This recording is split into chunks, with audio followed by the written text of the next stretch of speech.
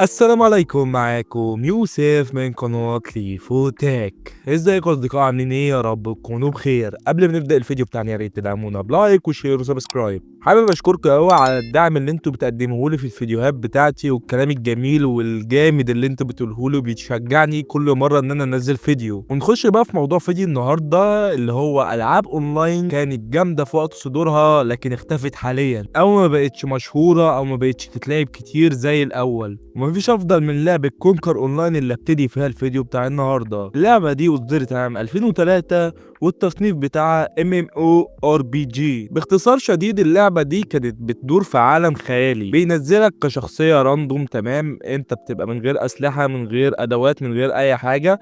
انت المطلوب منك في العالم ده انك تجمع موارد واسلحة وتقعد تترقى علشان تبقى في ليفل عالي ومعاك موارد واسلحة كتير. من مميزات اللعبة دي ان هي كانت بتتلعب PvP، نظام لعب جماعي، يعني لعب ضد لعب، ما كانش بس انك بتلعبها مع نفسك بقى وتقعد تجمع الموارد والوحوش اللي بتقتلها وكده. من مميزاتها برضو ان هي كان فيها بوسات كتير قوي، يعني مش بوس واحد ولا اتنين ولا خمسة ولا 10، لا، ممكن تلاقي 100 بوس، وكل بوس ليه مميزاته وقدراته الخاصة. كانت في بدايتها حلوة قوي بسبب ان هي ما كانتش معتمدة على اسلوب باي تو وين، يعني ادفع علشان تلعب، يعني مش لازم تدفع فلوس كتير جدا عشان تاخد ادوات ومظاهر بقى والكلام ده كان في بدايتها. بس بقى بسبب العقارات بقى وان اللعبة بقت تعتمد على نظام باي تو وين بشكل كبير جدا، وفي حاجات اصلا في اللعبة ما ينفعش تجيبها غير لما تدفع فلوس، اللعبة ابتدت تتدهور وحالتها بقت يعني زبالة، لدرجة ان السيرفرات في يوم من الايام ما كانش فيها غير 100 واحد. مع العلم اللعبة دي كانت اقل عدد بيقعد في اليوم مثلا او كل ساعة في السيرفرات بتاعتها يجي ازيد من 10 20 الف بني ادم. تخيل كده 20 الف شخص، طبعا الكلام ده زمان بقى في 2005 و10.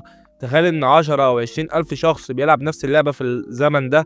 اللعبة دي كانت اسطورية، بس اللي بوظها حوار البيت وين ده، وان في ناس كتير جدا بقت تعرف تهكر اللعبة.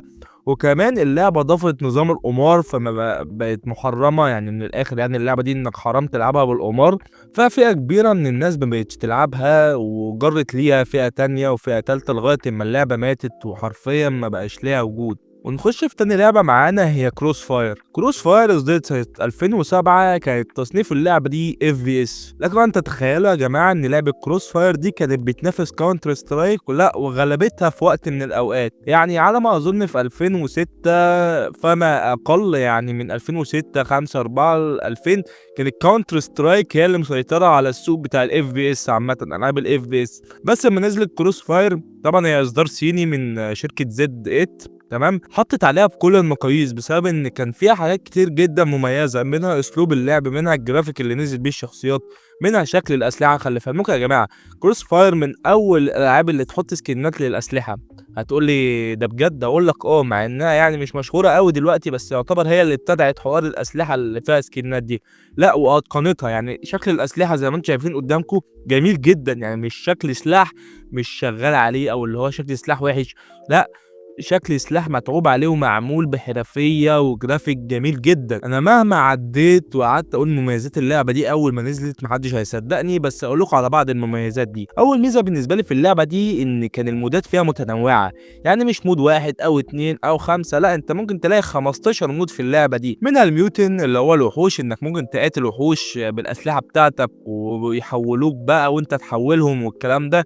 المود ده كان جامد جدا، ما كنتش بلعب غيره عامة. منها مود الزومبي، انك بتقاتل زومبي وبتطلع منهم جوائز وبوينتات. منها برضو السيرش اند دستروي، وكان افضل مود بالنسبه لي السيرش اند دستروي بسبب ان هو كان بيحاكي تمام لعبه كاونتر سترايك. يعني من الاخر نيجي بقى لحته هي اللعبه ليه ماتت. في اسباب كتير جدا لموت اللعبه دي، بس ابرزها يعني واللي هو باين جدا ان الهكرات هم السبب. ليه؟ اقول لك، في وقت من الاوقات اللعبه دي كانت يعتبر توب 1 في العاب الاونلاين، كانتش لسه فالورانت نزلت بقى ولا لسه سي اس جو اتحدثت والكلام ده كله.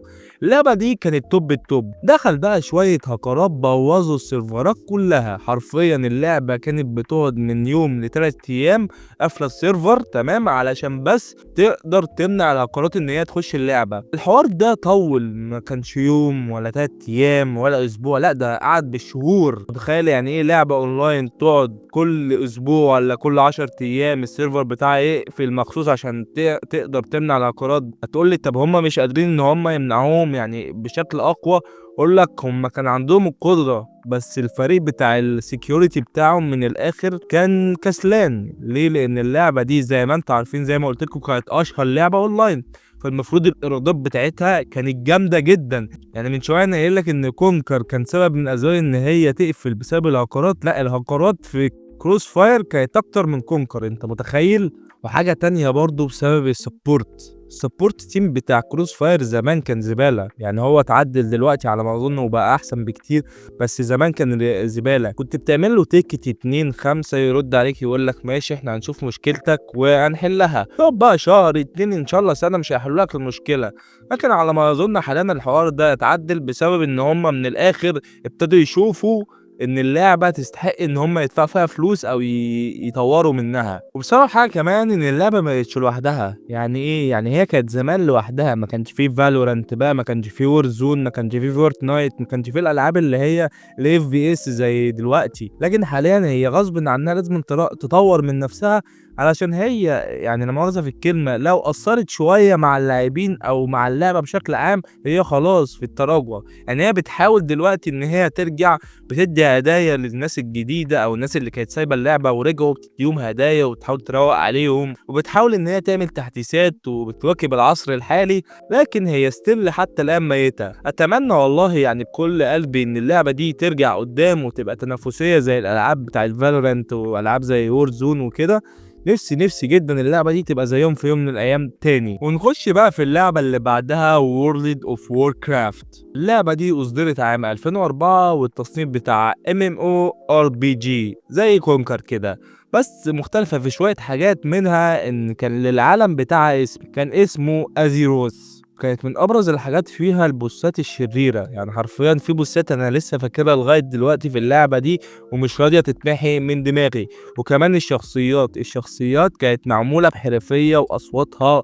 كانت لعبه يعني بامانه كانت احسن من كونكر. يعني كونكر بالنسبه لي ما كانتش حاجه قدام اللعبه دي، لان انا لعبتها وكانت احسن في انك تطور شخصيتك. ليه؟ بسبب ان هي كانت بتدينا تسهيلات كتير جدا جدا جدا، يعني احسن من كونكر بمراحل بالنسبه لي. يعني كونكر كنت بشقى علشان اليفل اب بالشخصيه، لكن في وور كرافت كانت بشقى اي نعم بس مش بالطريقه بتاعت كونكر، فاهمني؟ كانت من مميزاتها برضو ان هي كانت دايما بتعمل ابديتات للحاجات الجديده، يعني مش بتسيبك شهر كده ولا شهر ونص من غير ايفنت ولا حاجه، لا بتنزل.